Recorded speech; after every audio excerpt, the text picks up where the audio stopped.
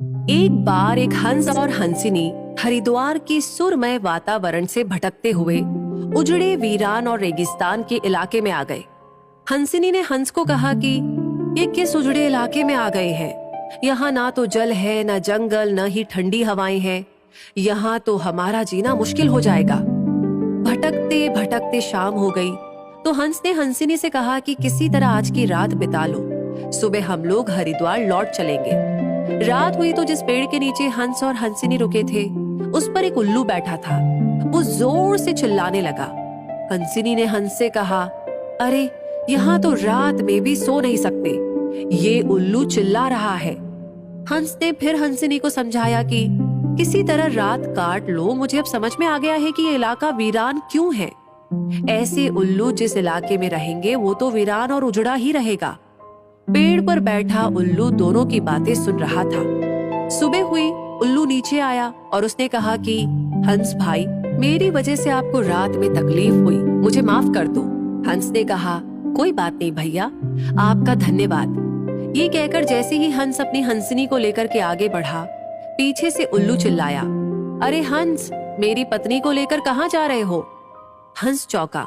उसने कहा, आपकी पत्नी?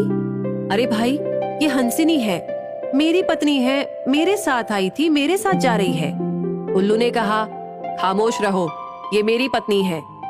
दोनों के बीच विवाद बढ़ गया। पूरे इलाके के लोग एकत्र हो गए। कई गांवों की जनता बैठी, पंचायत बुलाई गई, पंच लोग भी आ गए। बोले, भाई किस बात का विवाद है?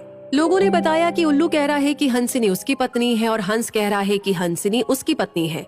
लंबी बैठक और पंचायत के बाद पंच लोग किनारे हो गए और कहा कि भाई बात तो यही सही है कि हंसिनी हंस की ही पत्नी है, लेकिन ये हंस और हंसिनी तो अभी थोड़ी देर में इस गांव से चले जाएंगे। हमारे बीच में तो उल्लू को ही रहना है, इसलिए फैसला उल्लू के ही हक में सुनाना चाहिए। फिर पंचों ने अपना फैसला सुनाया और कहा कि सारे तथ्यों और सबूतों की जांच करने के बाद ये पंचायत इस नतीजे पर पहुंची है कि हंसिनी उल्लू की ही पत्नी है और हंस को तत्काल गांव छोड़ने का हुक्म दिया जाता है। ये सुनते ही हंस हैरान हो गया और रोने, चीखने और चिल्लाने लगा कि पंचायत ने गलत फैसला सुनाया, उल्लू ने मेरी पत्नी ले ली। रोते चीखते जब वो आगे बढ़ने लगा तो उल्लू ने आवाज लगाई, ए मित्र हंस, जरा रुको। हंस ने रोते हुए कहा कि भैया अब क्या करोगे? पत्नी तो तुमने ले ही ली, अब जान भी लोगे क्या? उल्लू ने कहा, नहीं मित्र, ये हंसिनी आप ही की पत्नी है और हमेशा रहेगी। लेकिन कल रात जब मैं चिल्ला रहा था तो आपने अपनी पत्नी से कहा था कि ये इलाका उजड़ा और वीरान इसलिए है क्योंकि यहाँ उल्लू रहता है। मित्र, ये इलाका उजड़ा और वीरान इसलिए नहीं है कि यहाँ उल्लू रहता है।